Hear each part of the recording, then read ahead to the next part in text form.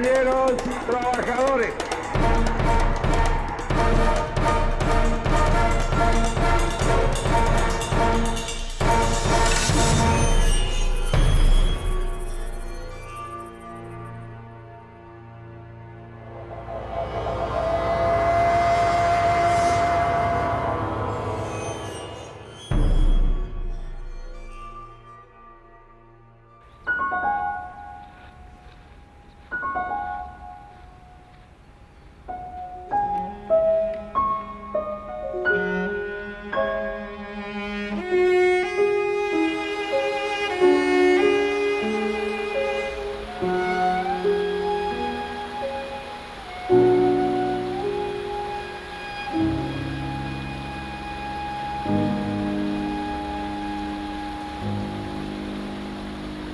Estas sierras, uno de cuyos puntos culminantes está aquí detrás, el Cerro Pan de Azúcar, van a prestar el marco perfecto para el asentamiento de Córdoba de la Nueva Andalucía. Un marco amable, protegido de los vientos, servido por aguas naturales que van a crear una situación especial para el asentamiento humano. En el caso de Córdoba, el río Suquía.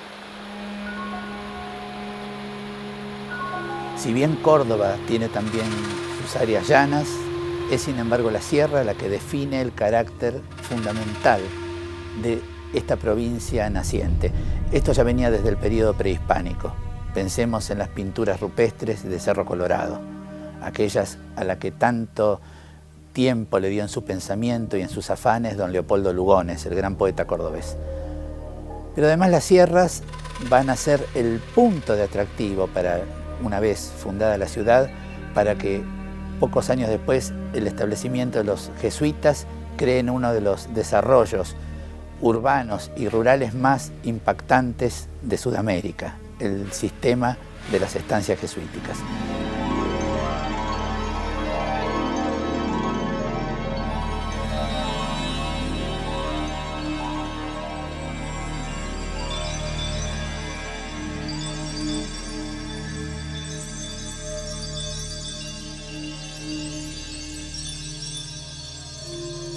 Las sierras constituyeron también un atractivo muy importante para los artistas, para los pintores y grandes artistas del país. Sumado a los propios cordobeses como Malanca o Pedone, muchos de los más importantes artistas plásticos argentinos del siglo XX pasaron en algún momento o hasta vivieron largas temporadas o murieron en Córdoba. Estoy hablando de Fader, de Spilimbergo, de Larrañaga, de Tesandori y en los últimos años de Carlos Alonso. Abrevaron en las sierras de Córdoba todos aquellos elementos que sirvieron para enriquecer su arte.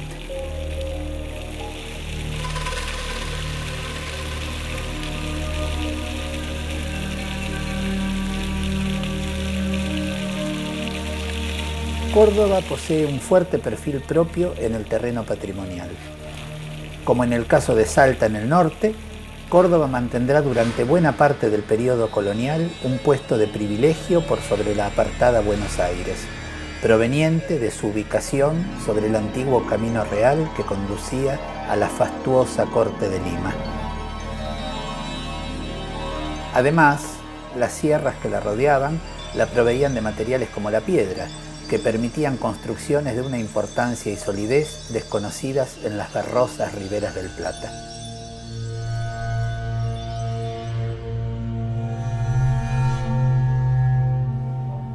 En tales condiciones debemos buscar, por otra parte, la explicación de un desarrollo arquitectónico que incorpore un definido sesgo barroco a varias obras de la región, tanto religiosas como civiles, así como ciertos elementos ornamentales y técnicas conectados con experiencias altoperuanas. El esplendor de estas arquitecturas, unido a la muy temprana fundación de la universidad a inicios del siglo XVII, 200 años antes que la de Buenos Aires, dará a la ciudad legítimos motivos de distingo y de orgullo.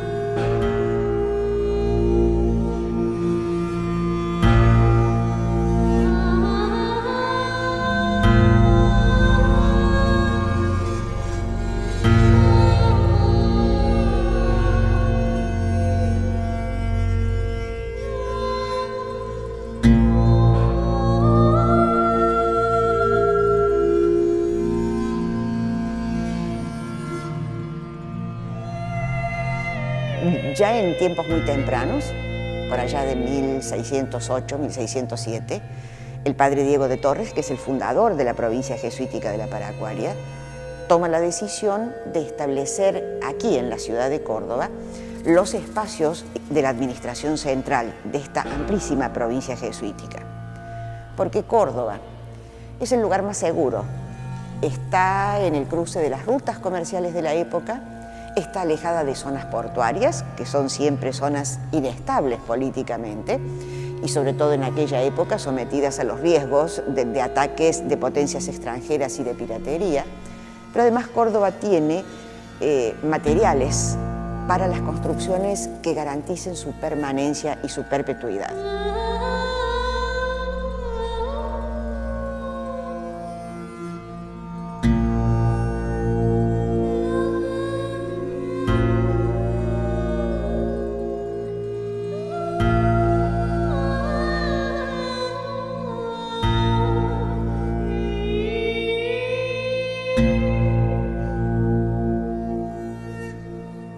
Pero además es aquí también donde se establece el único noviciado de la Paracuaria. Esto del noviciado no es un tema menor. La mayoría de los misioneros no vienen en su condición de sacerdotes, sino como estudiantes o como personas que recién están ingresando a la compañía. Y el espacio donde se forman como misioneros es este. Aquí es donde aprenden las lenguas de aquellos territorios a donde van a ir a misionar. Recordemos que en aquella época no se puede, y sobre todo dentro de la orden de la compañía, no se puede ir a misionar si no es en la lengua en la que hablan los indígenas de la región.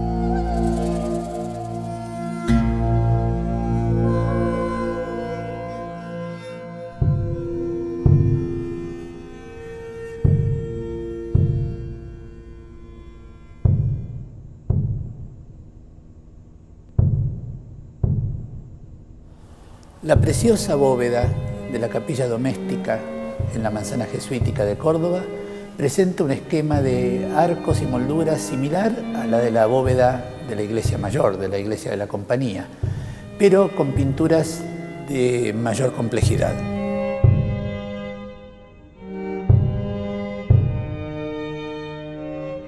La temática de estas pinturas es indudablemente mariana. En tanto, la capilla estaba dedicada a la Virgen y su imagen ocupaba originalmente, aunque ya no, el centro del retablo. Se trata de unas elaboradas hojas de acanto en las bandas más anchas y también de unas cartelas que contienen las letanías de la Virgen. En la parte central del arco se destaca una imagen de la Virgen que está extendiendo su manto hacia ambos lados y protegiendo debajo de él a una serie de novicios de la Orden de la Compañía de Jesús.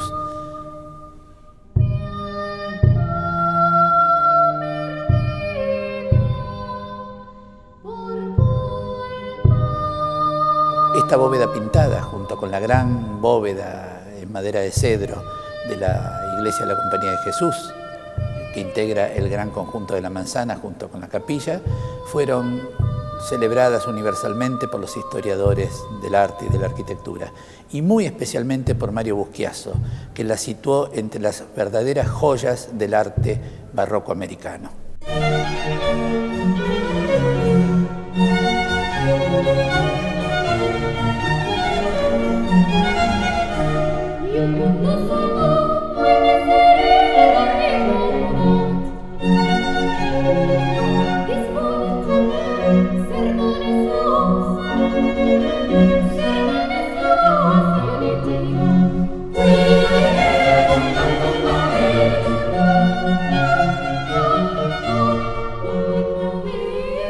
El retablo de la capilla doméstica constituye uno de los centros de más alto interés de este magnífico conjunto, que de algún modo podemos decir que es el de mayor importancia en el país respecto del arte jesuítico de los siglos XVII y XVIII. Se trata de un retablo típico del barroco sudamericano. Cada uno de los elementos arquitectónicos y ornamentales que lo componen han sido recubiertos con esta lámina de oro. Todo este conjunto, al cual también a veces se sumaban, además de la imaginería espejos. ¿Cuál era el rol de estos espejos? Reflejar en forma múltiple la luz de los cirios y el movimiento de esta luz, creando efectos realmente magníficos, de gran dramaticidad, que eran propios de la expresión barroca.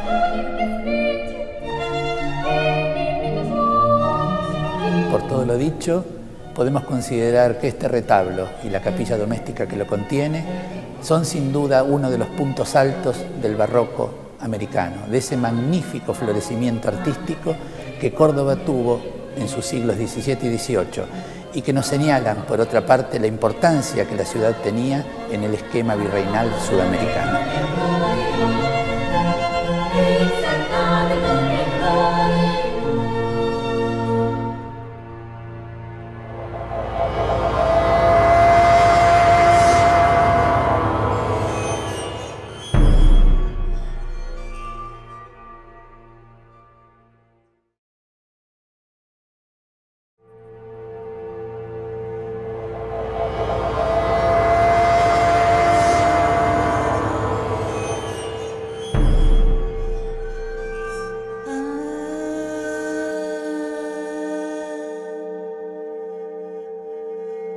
La magnífica iglesia de la Compañía de Jesús en Córdoba no solo es la más antigua del país, sino la de mayor rango artístico y constructivo, y una de las muy pocas de nuestro periodo colonial que merece situarse dentro de la esplendorosa nómina en la que los templos de México, Perú, Bolivia, Quito y Brasil llevan una indudable precedencia. En esta manzana, que conocemos como la manzana jesuítica de Córdoba, está de alguna manera resumido el discurso y la historia de la América meridional y sobre todo la de nuestro país. Acá están los materiales centrales con los que se construía durante todo el periodo colonial: piedra, ladrillo, cal, arena, maderas. Están resumidos también aquí todos los recursos de mano de obra esclava. A veces se les pagaba a dueños de esclavos para que vinieran a trabajar aquí, otras veces con los esclavos propios de la casa. Mano de obra indígena también mano de obra indígena, siempre la mano de obra indígena pagada por un salario. Esta palabra salario también es de la época. Pero están también los artistas, están también los artesanos. Muchos de los hermanos coadjutores de la Compañía de Jesús que venían de Europa venían ya capacitados en pintura, en escultura. Nosotros tenemos siempre una expresión que decimos, y venían con sus rollitos y sus dibujos debajo del brazo. Los techos de la doméstica, de la capilla doméstica, los techos del templo mayor de la manzana están reflejando una tecnología de Philibert Delorme, que ya se conocía desde el siglo XVI en Europa, que había sido además aplicada en Francia. Eso es lo que se traslada aquí. Un hermano del sur de España, Bartolomé Cardeñosa, es el que pide el libro de este galo tan conocido en aquella época. Y con ese libro en la mano se comienzan a construir los techos cuando ya los muros han sido levantados con cal, piedra y arena. Obra realizada entre 1644 y 1671, su sólida fábrica, austera hasta el casi total renunciamiento ornamental, se apoya en la contundencia exterior de la piedra, reservando para el interior el lujo de una bóveda de cañón de madera de cedro que resuelve la cubierta echando mano a una asombrosa proeza técnica, similar a la empleada en la construcción de un casco náutico invertido.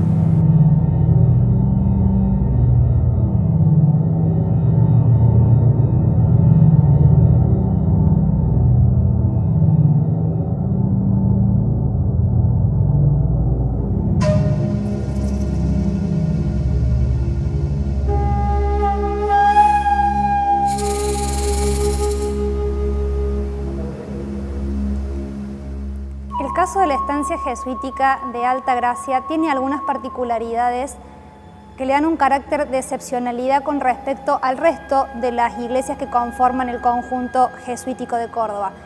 Si bien todas las iglesias poseen plantas de nave única, en el caso de Alta Gracia, en lugar de ser una iglesia con un transepto que cruza el espacio completamente, aparece una dilatación de los muros a la altura de la cúpula que hace que el espacio se lea de una manera totalmente distinta. Uno va ingresando a la iglesia y bajo la cúpula se produce esta gran dilatación espacial que se ve reforzada por la dilatación que produce la cúpula y una tensión hacia lo vertical, que tiene como punto de remate o como punto focal el gran retablo barroco color dorado que tracciona y hace de eje dentro de la espacialidad. La iglesia de la estancia jesuítica de Altagracia, obra de los hermanos jesuitas Blanqui, Primoli y Kraus, es el modelo más acabado en el Río de la Plata, que refiere a su vez al modelo canónico de la iglesia del Gesù en Roma, obra de Vignola. La fachada es una suerte de telón plano en el cual se recortan las aberturas y además se verifican muchos de los elementos propios del barroco americano. Se destacan claramente los pares de pilastras apareadas, los fuertes cornisamentos, los elementos mictilíneos, es decir, aquellos que alternan formas curvas con rectas, los pináculos, todos aquellos aspectos ornamentales que hacen a las fachadas del barroco americano.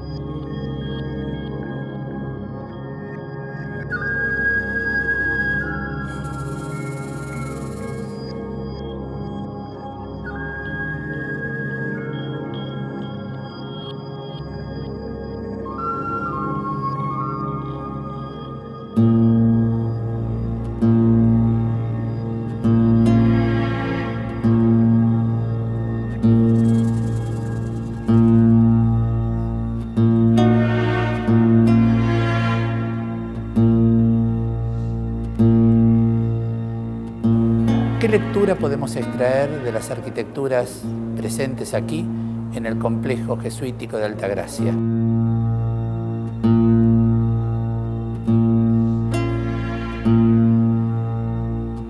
Siempre pensé que el rol de la Compañía de Jesús en América, esta es una opinión personal, me recordaba el de otras conquistas culturales y espirituales que, si bien no fueron consentidas, nunca una conquista consentida plenamente por parte del conquistado, sí fueron menos violentas, menos agresivas, menos destructivas, menos disolventes. Por otra parte, estamos hablando de una orden que es el heraldo de la modernidad. Respecto del hombre de la Edad Media, con un rol perfectamente regimentado, donde la idea del libre albedrío era la única idea de libertad que podía caber dentro de las reglas de la Iglesia, se está presentando una nueva forma de búsqueda de libertad. Una búsqueda de libertad en la cual el raciocinio, el intelecto, el poder de la razón y de la voluntad, que esto es clave en todo el estamento de la organización jesuítica, le va a permitir al hombre nuevas fronteras. Fronteras en las cuales el dominio de la naturaleza por parte de la voluntad humana, por parte de la organización, por la sabia utilización de la técnica y fundamentalmente por el dominio de todo este proceso a partir del imperio de la razón, va a presentar una situación inédita en la cual el trabajo humano organizado comunitariamente, dirigido por los jesuitas, pero en los cuales la idea comunitaria es tan fuerte, va a presentar una relación inédita del hombre con la naturaleza, del hombre con el territorio y del trabajo, de la valorización del trabajo. Esto es otra de las características modernas de la orden.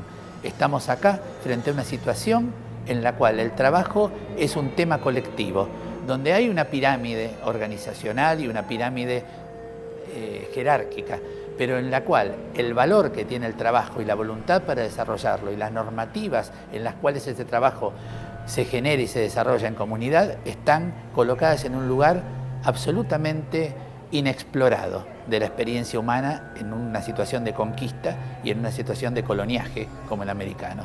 Esta es también una diferencia fundamental que hace que esta orden tenga un lugar impar respecto de su desempeño en el terreno de América.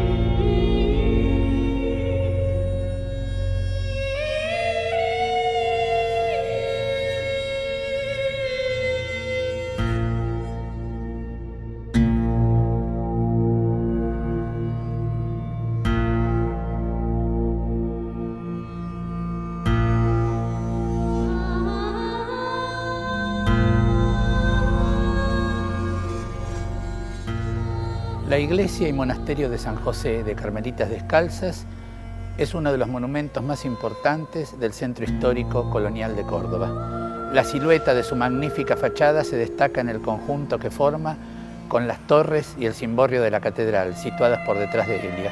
No ha llegado a nosotros el nombre de su autor o autores, pero sin duda esta magnífica fachada con sus pilastras, sus nichos bajo la forma de hornacinas, sus cornisamentos mixtilíneos y sobre todo su estupenda espadaña, está a la mano de un arquitecto culto, de un erudito conocedor de los tratados arquitectónicos de la época.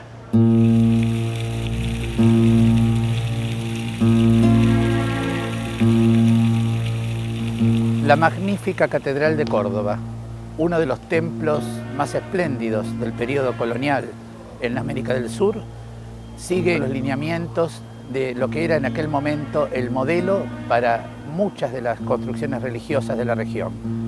Estamos hablando de la iglesia del Gesù en Roma, obra de Vignola. Su arquitecto inicial, el jesuita Juan Bautista Primoli, le da en 1706 una planta de cruz latina de tipo basilical que culmina en el cimborrio barroco de su cúpula, obra en este caso del franciscano Fray Vicente Muñoz. Lo que impresiona sobre todo en Córdoba es la inmensa masa edificada, una masa contundente en la cual el cimborrio barroco de la cúpula corona el conjunto, la composición. Pero esta composición magistral no se limita al barroco, sino que incluye en una etapa posterior, concretamente en 1729, una fachada de lineamientos neoclásicos debida al gran constructor del 18 de nuestro periodo colonial, el jesuita Andrés Blanqui, autor también, entre muchos otros templos y edificios, de la Iglesia del Pilar en Buenos Aires. Como toda obra de esta envergadura, la catedral tendrá un largo proceso constructivo, que culminará en lo arquitectónico en 1787 con la construcción de las torres campanario.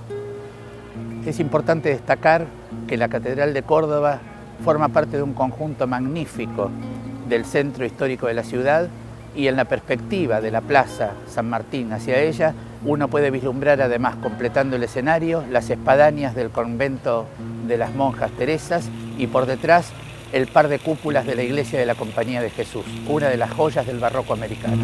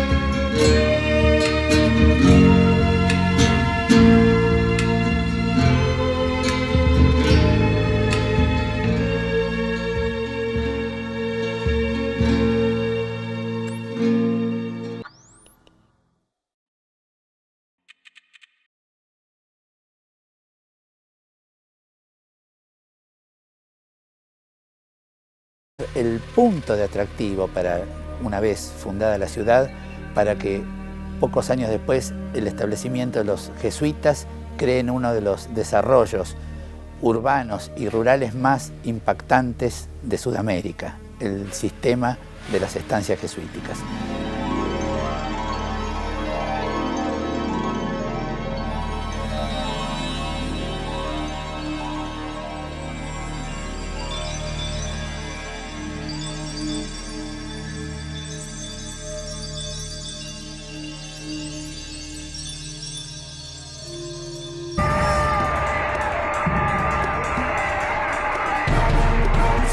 Compañeros trabajadores.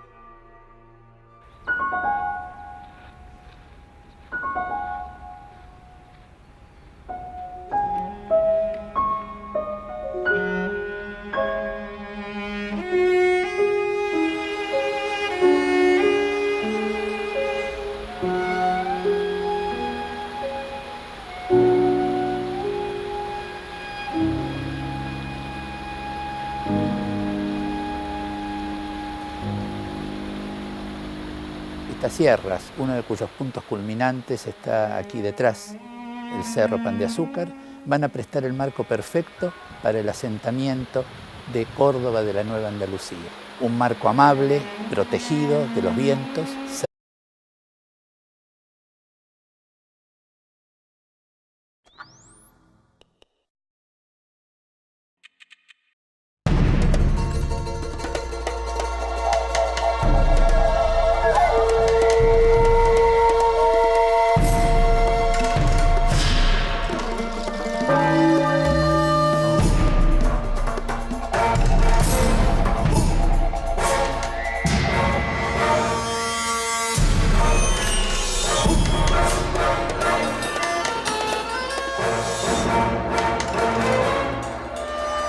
Servido por aguas naturales que van a crear una situación especial para el asentamiento humano. En el caso de Córdoba, el río Suquía. Si bien Córdoba tiene también sus áreas llanas, es sin embargo la sierra la que define el carácter fundamental de esta provincia naciente. Esto ya venía desde el periodo prehispánico. Pensemos en las pinturas rupestres de Cerro Colorado, aquellas a las que tanto tiempo le dio en su pensamiento y en sus afanes don Leopoldo Lugones, el gran poeta cordobés. Pero además las sierras van a ser